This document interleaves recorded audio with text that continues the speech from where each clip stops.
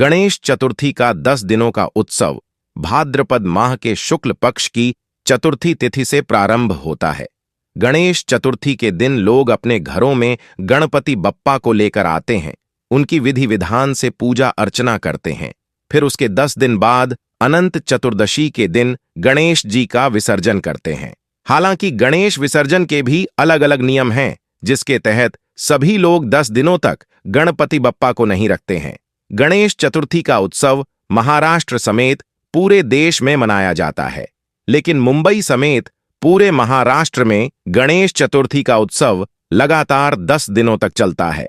श्री कल्लाजी वैदिक विश्वविद्यालय के ज्योतिष विभागाध्यक्ष डॉ मृत्युंजय तिवारी से जानते हैं कि गणेश चतुर्थी कब है, गणेश चतुर्थी का मुहूर्त क्या है, गणेश चतुर्थी का महत्व क्या है।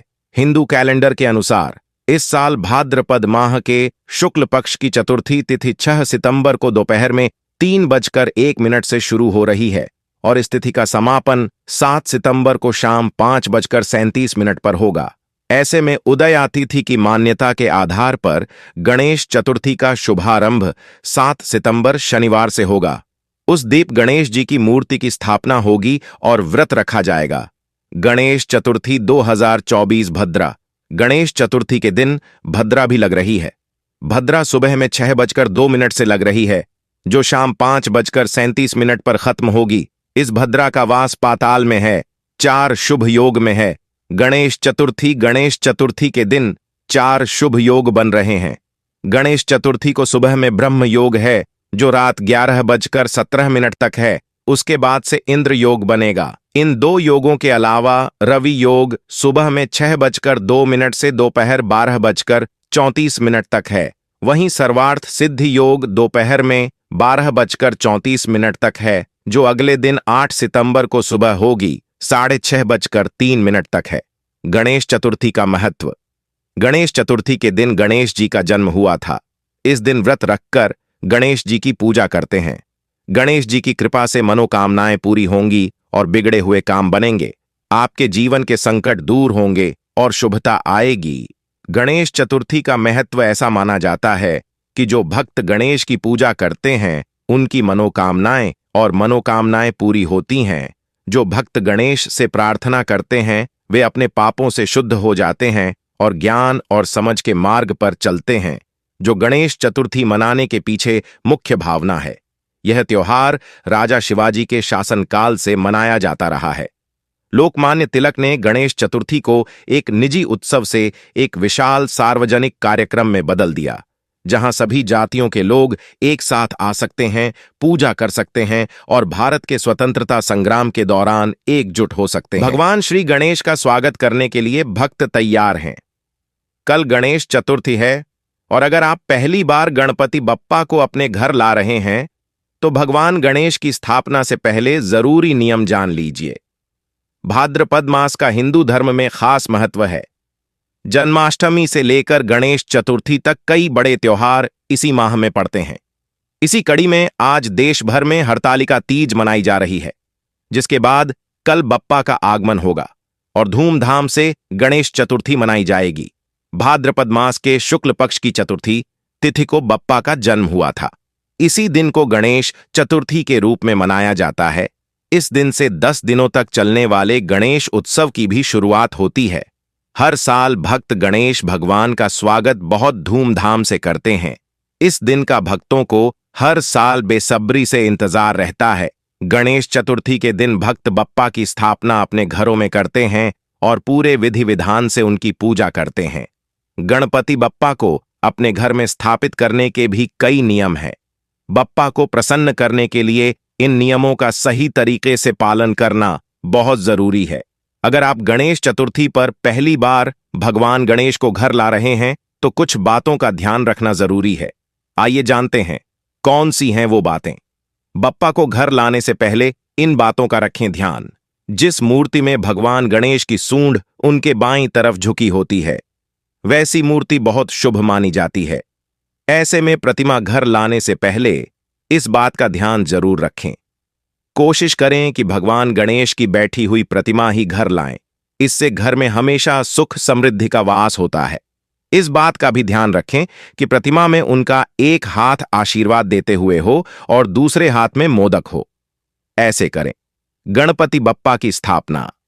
भगवान गणेश की प्रतिमा ईशान कोण में स्थापित करनी चाहिए और मुख उत्तर दिशा में रखें।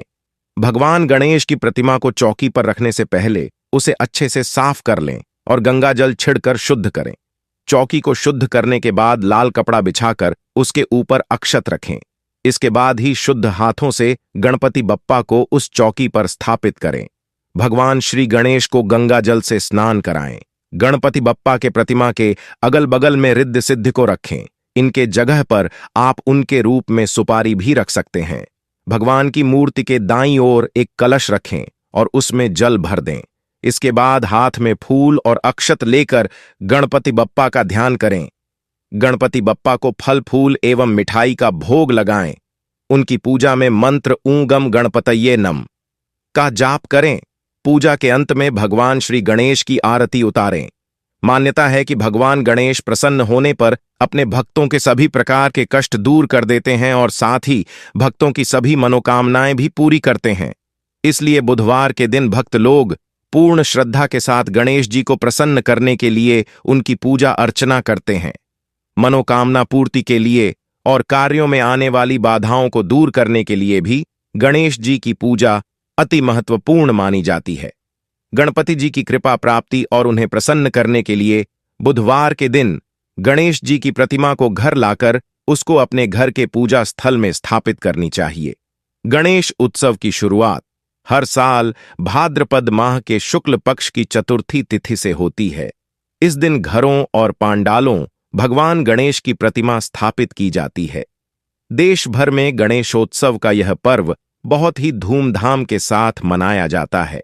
यह उत्सव पूरे 10 दिनों तक चलता है। धार्मिक मान्यताओं के अनुसार भाद्रपद माह में शुक्ल पक्ष की चतुर्थी तिथि के दिन सुख समृद्धि के देवता भगवान श्री गणेश का जन्म हुआ था।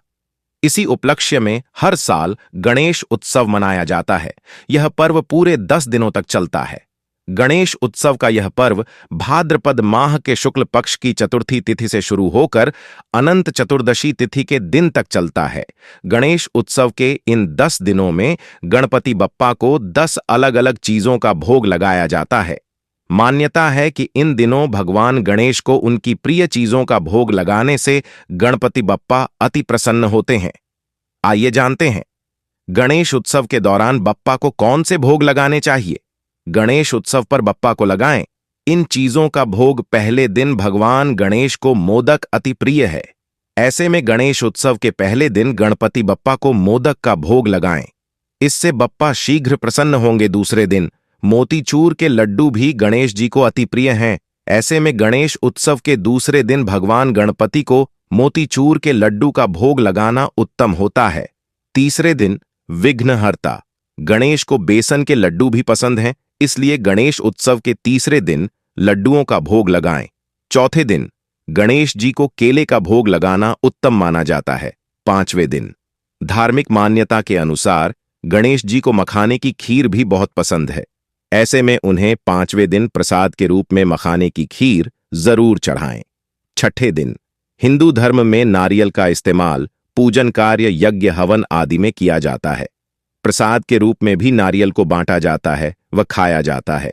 ऐसे में छठे दिन बप्पा को नारियल का भोग लगाएं। 8वें दिन भगवान गणेश को मोदक और लड्डू बहुत पसंद है। ऐसे में आप 8वें दिन मोतीचूर और बेसन के अलावा मावे के लड्डुओं का भी भोग लगा सकते हैं।